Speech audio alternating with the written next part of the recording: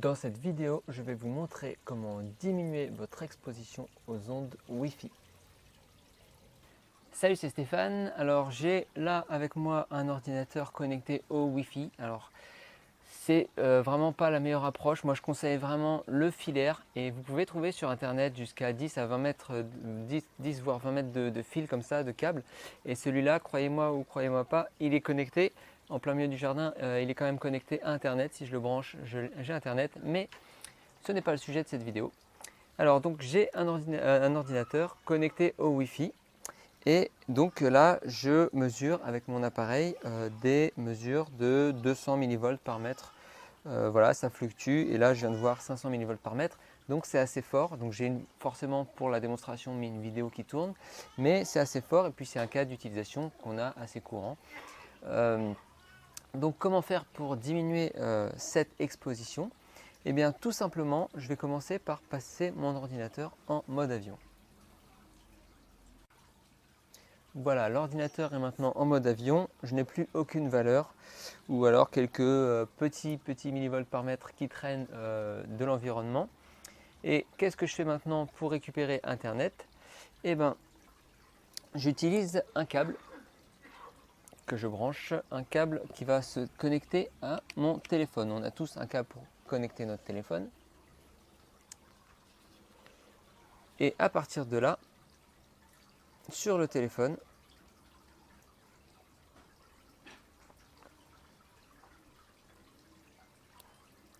je vais dans les paramètres et je cherche partage de connexion.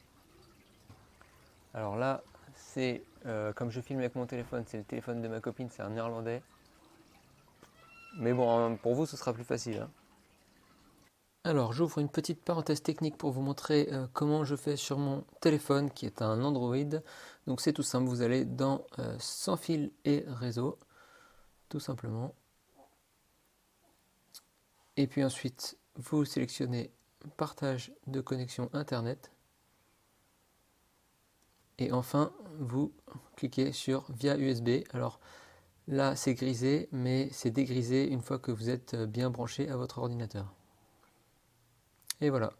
Alors sur iPhone avec Apple, c'est pas bien plus compliqué, je pense.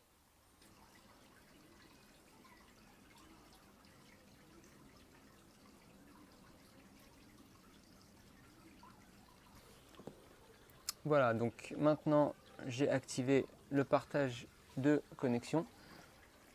Je mets le téléphone le plus loin possible.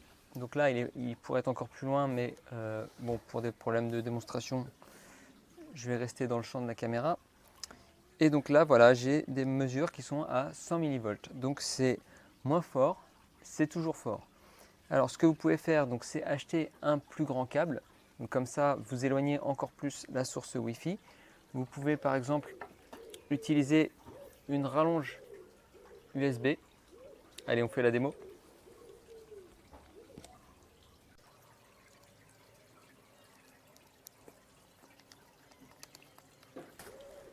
Voilà, donc là, j'ai mis le câble plus une rallonge USB et j'ai des valeurs qui ne dépassent pas les 60, 80, 90 millivolts par mètre.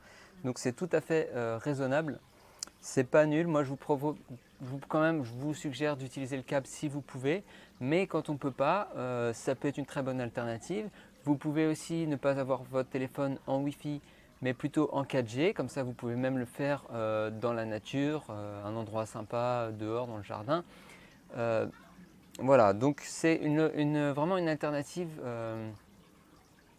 qui permet d'utiliser le Wi-Fi sans être trop exposé. J'espère que cette vidéo vous a plu. En complément, je vous invite à télécharger mon PDF, c'est en dessous, c'est dans la description.